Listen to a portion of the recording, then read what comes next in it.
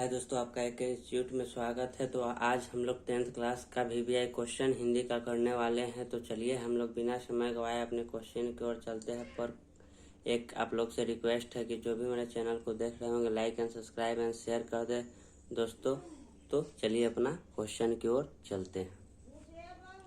माँ रात में कितने बजे हॉस्पिटल से लौट कर घर आई। माँ जो है पूछ रहा है, माँ रात में कितने बजे हॉस्पिटल से लौटकर घर आई। तो 11:15 बजे वो लौटकर घर आई थी हॉस्पिटल से दोस्तों। 11:15 बजे वह आई थी लौटकर हॉस्पिटल से। तो चलिए दूसरा क्वेश्चन देखते हैं। गांव में जुआरी किस्म का व्यक्ति कौन था। गांव में एक जुआरी किस्म का व्यक्ति रहता था, वो कौन था, उसका नाम क्या था। तो चलिए हम लोग देखेंगे रंगड़प्पा। उसका नाम दोस्तों रंगड़प्पा था, जो जुआरी किस्म के गांव में रहता था। ठीक है, तीसरा क्वेश्चन देखिए। 7 कोड़ी होता है भाषा के प्रमुख कथाकार हैं। 7 कोड़ी होता है किस भाषा के प्रमुख कथाकार हैं दोस्तों। तो उड़िया के हैं दोस्तों। क्या? उड़िया के। चलिए आगे क्वेश्चन देखते हैं। चौथा नंबर क्वेश्चन। देवी नदी बांध के नीचे किसका घर था। देवी नदी बांध के नीचे, देवी नदी बांध के नीचे किसका घर था। तो किसका था दोस्तों? लक्ष्मी का। किसका है? लक्ष्मी का घर था। तो चलिए आगे चलते हैं।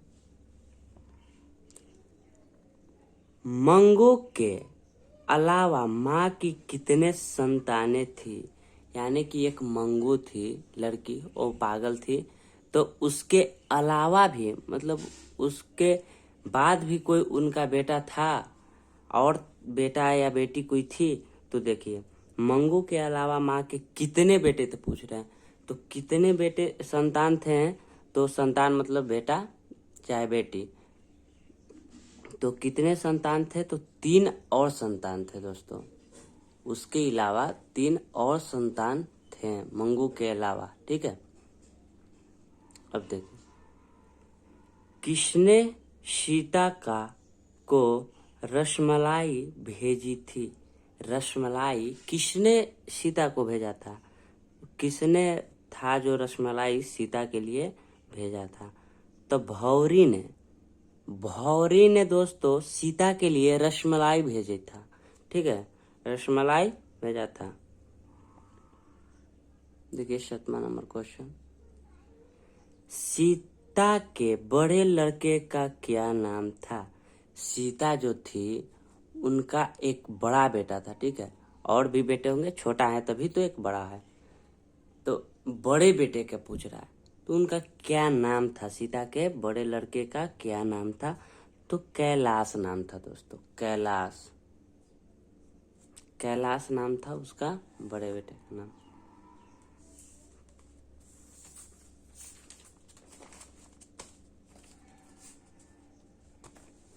चलिए हम लोग 8वां नंबर क्वेश्चन देखेंगे।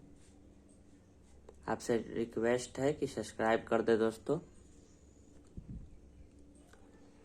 सुजाता की कितनी कृतियां प्रकाशित हो चुकी है। सुजाता जो है उनकी कितनी कृतियां प्रकाशित हो गई है। तो 25 से अधिक, मतलब 25 से ज्यादा कृतियां प्रकाशित हो चुकी है। 9वां नगर कहानी के अनुवाद कौन है। नगर जो एक कहानी है, नगर एक कहानी है। ठीक है, तो उसका अनुवादक जो मतलब उसको अनुवाद करता है दूसरे में, मतलब दूसरे भाषा में, वो मतलब कौन है। नगर कहानी के अनुवादक कौन है। तो सुजाता। देखिए जब सुजाता की कितनी कृतियां प्रकाशित हो चुकी है तो 25।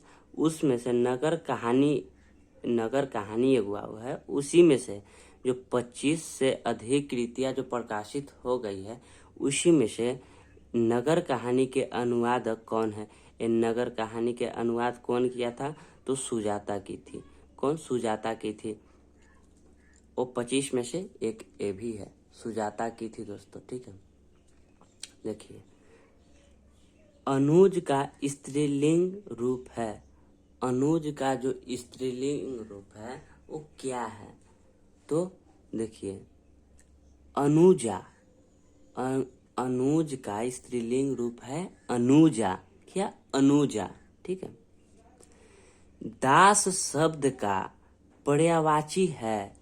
दास जो शब्द है उसका पर्यायवाची है, क्या है? चाकर। क्या है? चाकर दोस्तों। दास शब्द का पर्यायवाची है चाकर। ठीक है। अब हम लोग 12 नंबर क्वेश्चन करेंगे। अपेक्षा शब्द का विशेषण है। अपेक्षा जो शब्द है उसका विशेषण है, क्या है? अपेक्षा शब्द का विशेषण है अपेक्षित। अपेक्षा शब्द का विशेषण अपेक्षित है दोस्तों। देखिए आगे, पूरब शब्द संज्ञा है। पूरब शब्द संज्ञा है तो क्या है? पूरब शब्द संज्ञा है व्यक्तिवाचक संज्ञा। देखो बहुत संज्ञा है, देखो जातिवाचक संज्ञा ये सब है, तो उसी में पूछ रहा है कि पूरब शब्द संज्ञा है, कौन सी संज्ञा है? पूरब शब्द कौन सी संज्ञा है दोस्तों? तो व्यक्तिवाची देखिए, व्यक्तिवाचक संज्ञा है। क्या है? व्यक्तिवाचक संज्ञा दोस्तों। ठीक है, व्यक्तिवाचक संज्ञा। अब 14 नंबर क्वेश्चन देखते हैं। बुद्धा एंड हिज धम्मा के लेखक कौन है? एक है, देखिए, बुद्धा एंड हिज धम्मा के लेखक कौन है? बुद्धा एंड हिज धम्मा का लेखक कौन है? तो वो थे भीमराव अंबेडकर। कौन थे? भीमराव अंबेडकर। ठीक है दोस्तों, तो यहाँ पर हम लोग का क्वेश्चन खत्म होता है। और जो भी मेरे चैनल को देख रहे होंगे तो like and subscribe and share कर दे दोस्तों, आप लोग से रिक्वेस्ट है। तो आपको पूरा वीडियो देखने के लिए धन्यवाद।